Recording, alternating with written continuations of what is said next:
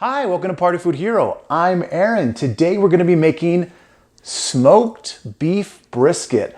This is probably one of the more intimidating barbecue cooks that you can do. It's one of the best that you can do. I know I was kind of nervous when I first started to make beef brisket, but I will take you from the very beginning of how you trim the brisket to the very end. And it is not as hard as it seems, as long as you have a good smoker. You need a good smoker that will hold a temperature for a long time. So that's really the key. And then also the quality of beef that you get makes a giant difference as well. But it's really easy to make. I am going to show you everything of how to do it and how to make it amazing. So let's go check it out.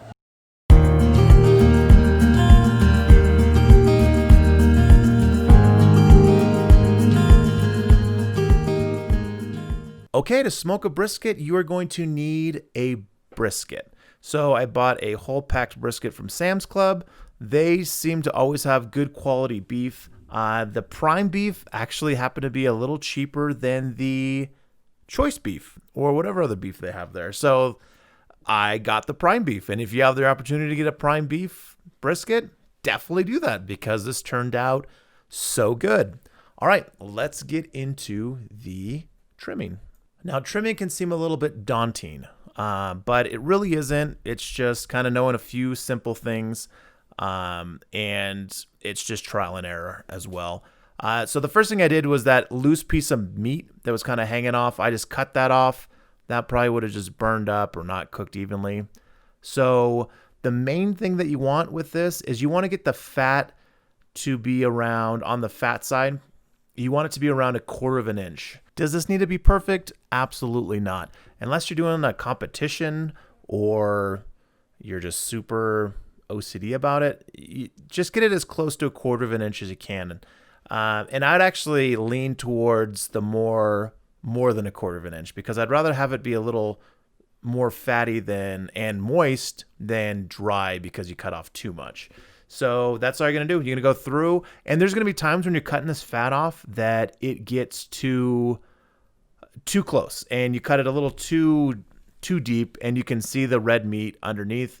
That's fine. Just kind of realize that that's going to happen sometimes, especially if this is one of the first times you've done a brisket before. But yeah, that's what you want to do. And then this kind of loose piece as well, I just kind of trimmed that off, squared it up so it'll cook a lot more evenly. And that's all you're really going to be doing. There's all right, so there's obviously the right side of this on your screen is the flat. That's going to be the leaner part of the brisket. The left side is the point. That's going to be the more fatty. It has the intermuscular fat in there that really makes it tender and delicious. It's the best part of the brisket by far. And so when you are cutting this, just realize there's going to be a lot more fat on top of that point part that you're going to have to cut off than there is on the flat part. And that's just how it goes. And then, okay, and then what you have as well is where the flat and the point meet. It's called the decal. And you want to cut off it's just a giant chunk of fat that's right in there. And you want to get as much of that fat out as you can. Again, try and get it to that 1/4 inch. The reason being is because if you don't cut enough of it off, and you leave a ton of fat on there, it's not going to render down. It's not going to be the kind of fat you're going to want to eat. It's going to be gross. So that's why we're cutting it down. And as you can see right there, I cut a little too deep. You can see a little bit of that red beef poking through at the top middle, and that's fine. You know what? This brisket still turned out amazing. It was really, really good. So that's all you're doing. You're just going around kind of trimming it off, squaring it up, and that's all I gotta do. That's just like I said, on that point part of the brisket is just a giant chunk of fat that you're gonna be cutting off. Pro tip, make sure your knife is sharp and that your brisket is cold. I had just pulled this out of the refrigerator before I started trimming it. It makes it so much easier to trim the fat off when the fat is cold as opposed to warm and very difficult to trim off. So nice sharp knife nice, cool, cold brisket equals easy trimmings. You also want one hand with a glove that's pulling off the parts that you're cutting off, and the other hand is just, for cutting. And you can see, so there's about 1/4 of an inch right there, and that's what you're looking for, just around 1/4 of an inch that a fat that's on top, and that's going to help keep it moist and delicious. You see that brown meat? That's actually from when they are processing the beef. They have some hot water that they spray on the beef to clean it off, and that's just where it got slightly cooked, I guess. It's not bad. It just looks gross, so I'll typically cut that off. And yes, and then the other part too is with trimming it on the backside, you're going to see that silver skin that's on the left. That doesn't render out and cook down or anything. It just ends up being a little chewy. You can get crazy with it and get every piece of that silver skin off if you want. I take the majority off. I don't want to spend an hour trimming this. It's not for competition. It's just for me and my family and friends, and it still turns out amazing. So don't get too crazy about getting all this silver skin off unless you want to. You can spend a lot of time. I spent maybe 10 minutes total trimming this up, and it turned out great. So don't think you have to spend an hour trimming it if you're just doing it for yourself. You can do it quickly and do a good job and have it still turn out great. Let's see, what else do we have going on here? So that's the decal I was talking about. So that it's just a super deep chunk of fat that you kind of got to carve into to get it out. And so that's what I'm doing there. And then you get out as much of that fat as you can. And it just ends up, it's not that hard. This isn't that hard to trim up. And there's probably better videos of how to trim this correctly. I'm sure someone's going to watch this and be mortified that I didn't do it the proper way. But I can tell you the way that I did it turned out really, really good. I would say 8.5 out of 10, at 10 being Franklin's Barbecue. Their brisket is the best brisket I've ever had. And this, like I said, was about an 8.5. Theirs is a 10. But guess what? I didn't have to drive to Austin or fly to Austin and wait in a line for 4 hours to eat this. I had to wait at my house for 12 hours while I cooked. But yeah, so you can still make yourself high quality, delicious brisket at your house. Don't be intimidated by this part. It just takes some practice, kind of making a few briskets. But if you follow this tip and kind of how I do this, it will turn out great. And that's me. Just see, that's what I was talking about. I just trimmed off that brown part because it looks gross. I decided to try a new rub out from Malcolm Reed. It is his Texas brisket, Killer Hogs barbecue rub. It's essentially salt and pepper with a little bit of granulated garlic and onion. I think that's all that's in there. But it's mostly the flavor profile is salt and pepper. And I've done a few briskets where all I do is just the coarse ground salt, fresh ground pepper, and that's all you need.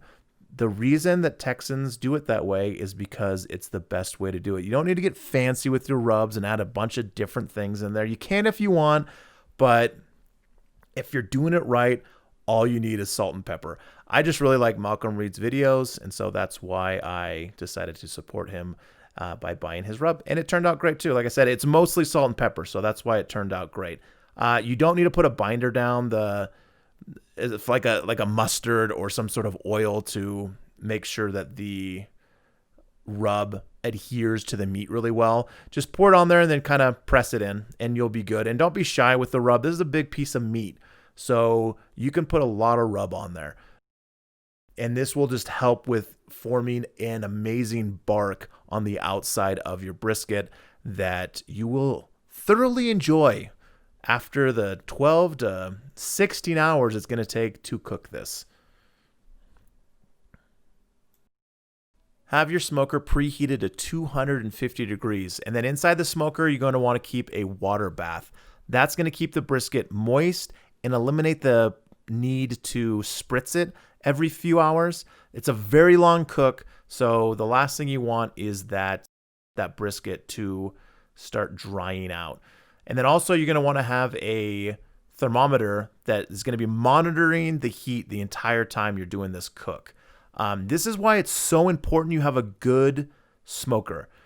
Your smoker needs to maintain 250 degrees the entire time you are cooking this brisket. If it fluctuates a lot, you're going to end up with a not good brisket, I guess is the easiest way to say that. So make sure you have a very good smoker that can maintain those temperatures. Recteq does an awesome job. I throw it on here. I don't even take this thing off until it hits 203 degrees. I don't wrap it while I'm cooking it. The only time I wrap it is at the end when you do the kind of cooling down process of the brisket. Recteq, awesome company, great product. Can't recommend it enough. So let's take a look at 250. It's been sitting at 250. We got the internal temp at 203 degrees. Let's take a look at this. Look at that. It's nice brown mahogany. Just beautiful. So beautiful. Look how dirty those grates are. Clean your grates, Aaron. And then I'm just going to do a little jiggle test. So yeah, I know it's done. It's 203 degrees. I already know it's done. I did take a temp in another spot just to make sure. But yeah, you want that to do a little jiggle. I'm doing a horrible job filming the jiggle part, but that's what you want. I want to give it a little jiggle, but not, not too crazy. Okay, now what you're going to do is once it's done cooking, you want to let it rest. And so what you do is you put it in some butcher paper or aluminum foil, whatever you have. I prefer the butcher paper, although it is kind of a pain to wrap. I'm not good at this wrapping part. Anyways, you want to, however you can, wrap it all up. So you want to wrap it all up, and then you are going to put this inside of a towel. So wrap it up again. So grab a towel that you want to smell like delicious brisket. I don't know, it could be your towel that you use for, no, don't use your towel that you use for showering. That'd be kind of weird. Use a clean towel, and then you're going to want to just wrap this up. And then when you're done wrapping that up, you're going to place it inside of a cooler, and you're going to let it sit there for about an hour as the temperature just kind of drops. And when you cut it all up, it doesn't lose all of its juices immediately. If you were to cut this as soon as you take it off, it's going to lose all of its juices, all of its tenderness, or the majority of it, and you're going to be so sad. So that's what you want to do. You want to just put it in there, wait for an hour, and then this is the best part. Well, the best part is eating it. Second best part is cutting it up and knowing that you did an awesome job making this brisket. So I have a serrated, very lightly serrated, I would say, knife that I use specifically just for cutting brisket. It's a longer knife, so you don't have to worry about it being long enough to kind of cut through it. And then when you are cutting this, you want to see which way the grain's running. That's what I'm trying to check. And then you want to cut against the grain. So that's what I did. I cut against the grain. That piece right there looks so kind of basic, but oh my gosh, that piece is really good. That little kind of, it's not the most tender, but the flavor on it is amazing. You're going to want to cut this about the thickness of a pencil. I don't know, like a 1/4 of an inch thick. That's what you want for the flat part. So I'm cutting up the flat right now, and that's what you're looking for. You're looking for a good 1/4 of an inch. And you want it to be able to hold its weight as you're holding it vertically, but be tender enough to, as you gently pull it, to break apart as you pull it apart. So it shouldn't be something where it just falls apart as you pick it up, and it shouldn't be really hard to pull apart. Okay, now for the best part of the cooking, or not the cooking, sorry, oh my gosh, look at this. I'm not even pressing that hard because I don't want to get all the juices out. I just kind of resting my thumb there. I mean, it's just, it's so good. It's so good. All right, sorry. All right, so I cut apart the point from the flat, and then you cut it just like I did, kind of cut it in half, and then you can just see, like, you got that nice smoke ring in there, and just how juicy that. I'm like barely pushing on this. I'm just holding it, and all those juices are coming out. And then you cut that a little bit thicker than you would the flat, maybe, a little bit more than 1/4 of an inch. Here comes my favorite part. All right, now for my favorite part of the video, I get to eat the beef brisket that we worked so hard to make.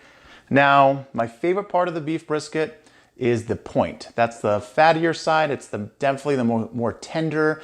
It's almost like, it's like butter once the fat has rendered in it. It's amazing. But I turned all of the point that I had left over into burnt ends, which I used to make a delicious barbecue lasagna that you can look forward to seeing very soon. Here we go. Let's try it out.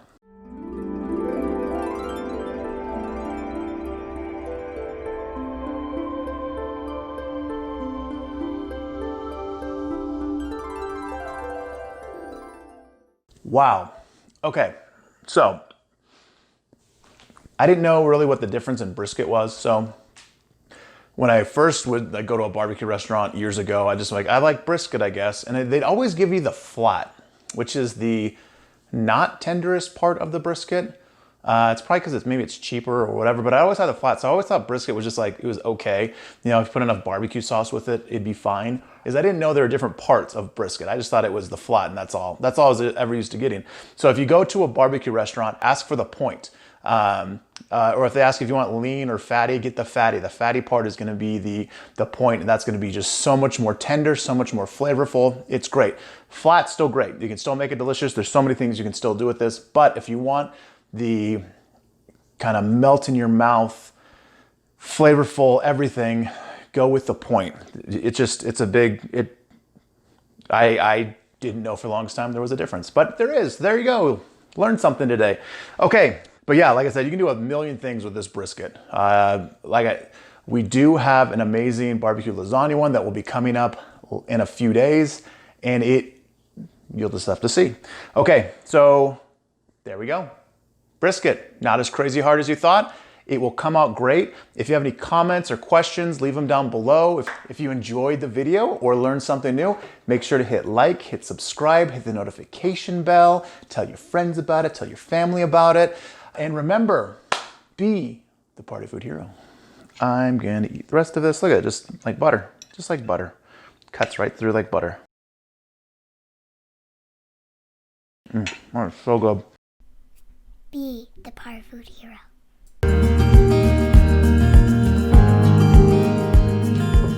So good.